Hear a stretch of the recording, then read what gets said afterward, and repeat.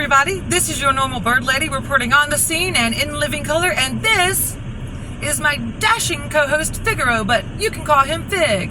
He's a real bird, aren't you? Is it a real bird? Mwah. Thank you, B. Thank you for being here. If you are, if you aren't, I hope you are eventually. And in today's newscast, we have limited time, so I am going to be reading from a script. Worry not if you see my eyeballs bouncing up, down, and around. I can assure you it is not ceiling demons and floor ghosts, or just my brain trying to come up with the next lie. Today we're going to be talking about Katie Joy from Without a Crystal Ball and her diabolical recon hunt against elder daughter of the Duggar family from TLC. Her name is Jessa and her husband is Ben Seawald. They happen to both be conservatives. Remember, all conservatives are evil. Thus far, we over here at Normal Bird Lady see no surprises. Oh, but wait, ShamWow Hair, there's more. In a startling example of Katie Joy oversharing her unwanted, unreasonable, unwarranted, unasked for, undesired, inhumane, insensitive, cold-blooded, black-hearted, hard-boiled, egg-headed opinions on another woman's reproductive system and her fertility choices. If that's already not weird, I don't know what weird is. After we flog ourselves over our heads for allowing exactly one modicum of grace, and even allowing ourselves to dream that anything could startle us or surprise us anymore when it comes to Kouthless Katie, we were wrong. It feels rotten to the core, just like the putrid fruit salad janky journalist, to even Inception comment on her commentary, but here we are. Or, here I am. I'm not going to bring any innocent people into this. Cover story Katie, under the guise of genuinely caring for all women and all those identifying as such, is observed manic posting, swinging her pendulum of doom and condemnation wildly over scores of conservative and even poverty-stricken women. To Haggard the KJ, Jessa Seawald deserves to be in never-ending emotional anguish all the rest of her days, where the worm never dies and neither do their fire. Now, she does not go and say this outright. Absolutely not. Sis is too conniving for that. Instead, she chooses to take her strike out on Jessa during Sick Week over at Casa de la Punta.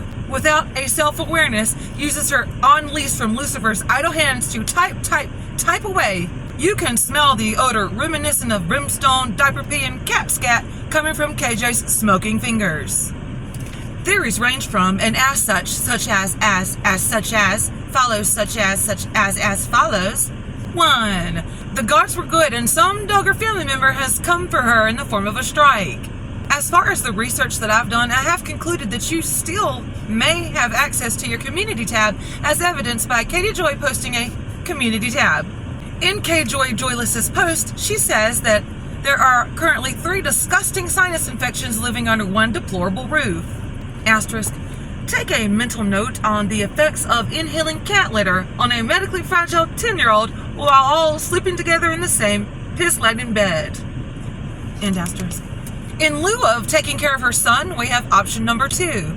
Refer back to option number 1, except replace the word Duggar with Brown or Derek, heck, even Shekinah. And this list is far from conclusive, nor will it ever be. Katie Joy is an enemy to all. Under the stress of one too many petroleum jelly face injections and hot dog water-filled balloon lips, her punum has finally began to leak and has said, no more. And with that, my fine fellow friends, they all live happy ever after, and the chin ran away with the nose. All out of options now, we continue to put on our shock and horror faces as we observe in full time the snot-full-headed, no-hearted bully continue to tear down, word by word, dig by dig, over and over. A grief-stricken mother forced to undergo an unwanted medical procedure, a D&C, 3 weeks after losing the heartbeat of a much-wanted, much-cherished baby. Sinister sis just cannot let Jessa get away with calling her wanted pregnancy a baby, instead of all the other sterile medical terms used to describe, in Jessa's opinion, not a baby.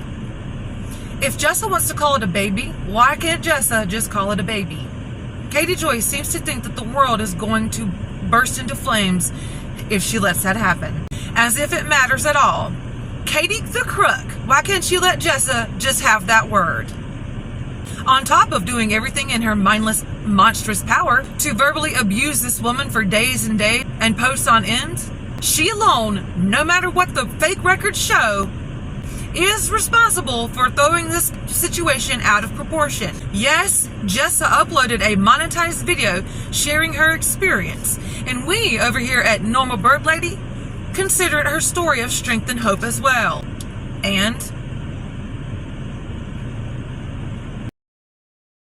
unfortunately, as we all know, where strength and hope reside, Katie Joy is going to come along and stomp all over it.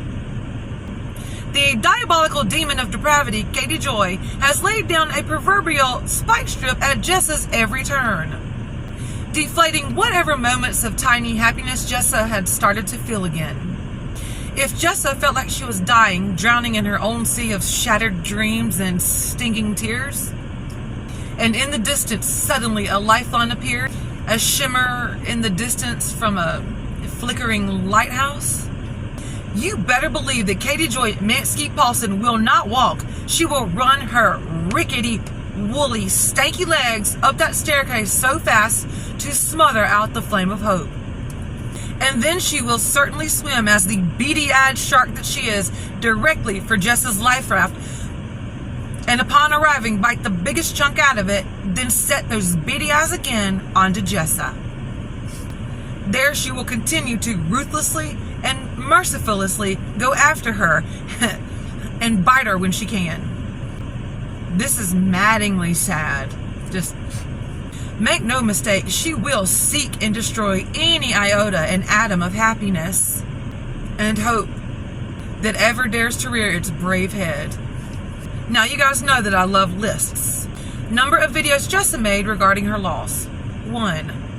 Number of Katie Joy Facebook Duggar posts while fake sick, 35. Number of abortion, DNC, Jessa-related posts, 28. Number of Instagram posts made to harm Jessa while out sick in the head, 28. She gives Jessa a couple hours long reprieves, long enough to make posts bragging about stalking the Duggars all the way in the Holy Land.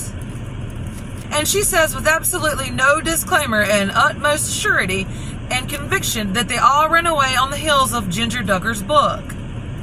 She picks and chooses what major events to talk about in the Duggars' lives, and of course only chooses the devastating ones. After this, she posts vintage photos of Michelle Duggar's bare legs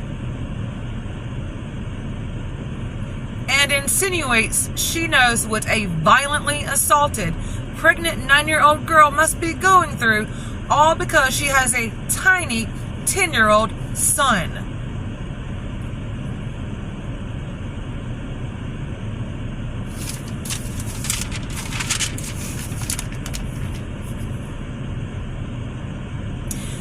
I don't and never will support in real life things like invasive stranger activated welfare visits, but if I did, and I don't, so don't.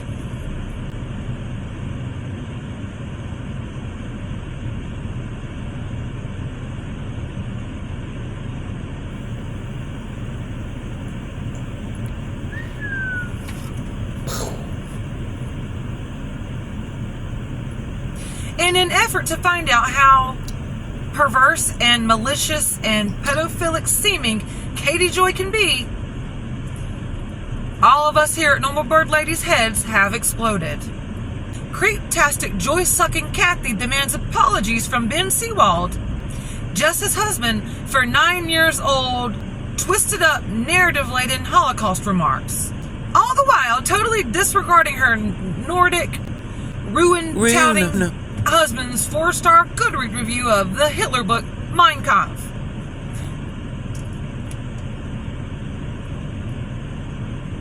And what about that 9 years long partnering with white supremacist nationalist record label Moribund? What about that? Yet another example of alcohol being one hell of a drug. Jerkface Joy does not report on happy Duggar moments like Jill Dillard's husband Derek becoming an ADA and a prosecutor, or her receiving her midwife certification. She shat upon Jill only having to take one class to recertify herself as a midwife. And to that, NBL says, that's one more class than you took as to become a plausible journalist. Does anybody want to know what not the definition of plausible is? Is. Get it? It doesn't mean is. It doesn't mean she is a journalist. You is not a journalist, Katie Joy. There are over 13,000 of us that absolutely get it. Norma Bird Lady is an excellent company. Today we have a new segment that we're toying around with called Corrections. My co-host and CEFO, Chief Executive Feathered Officer Fig, and I would like to take this time to reflect on dumb things that the world's second best Blanchardess has said and done with all the conviction of a strangely headed witch. And since she does do retro judgmental straw men, so do we. And since she does also talk about kids, so do we. Uno, her son was a preemie, born at 37 weeks old. Dos, her son's life-saving medicine, all of them, were expired. These are all examples of nonsensical statements she has made through the years. Situations where before she gets out a total of 4 sentences, she has either contradicted herself before the first one's up, and definitely by the last. Now, we're going to go to Cuatro since we're going to count like her. Uno, dos, cuatro. Katie Joy has said that her son has poor temperature regulation, so that the house must be kept at the same temperature all the time, constantly, no matter what. Katie Joy has also had her furnace go out while on a live stream using the oven to heat her 3-story basement included home and blankets. Just blankets. All the while, Todd is berating people in the comment section, offering him advice on how to fix a furnace. We're talking people who actually worked on furnaces, offering Todd advice on how to fix his furnace. But no, they cannot accept any offer of help, and would prefer to keep their dysregulated temperature child in a house being heated with only an oven and blankets for over a day and a half. Now, to end on a lighter note, us here at NBL would like to tell the audience, the statute states if the constituent is already betrothed and operating pro hack vice, we're going to need to dispatch Goad John and have an addendum affidavit before the ruin of man. Thank you, everybody, for being here if you are, and if you're not, I hope you are eventually. Normal Bird Lady, signing off.